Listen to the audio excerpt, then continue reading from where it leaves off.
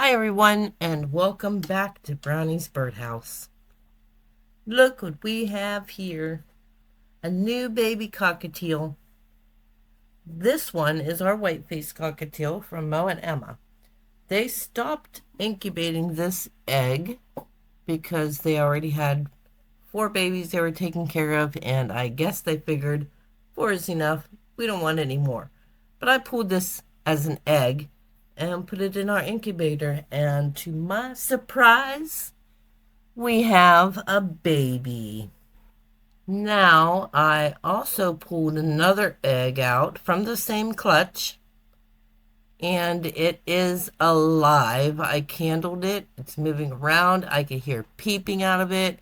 And if you look closely, the egg is starting to crack a little bit.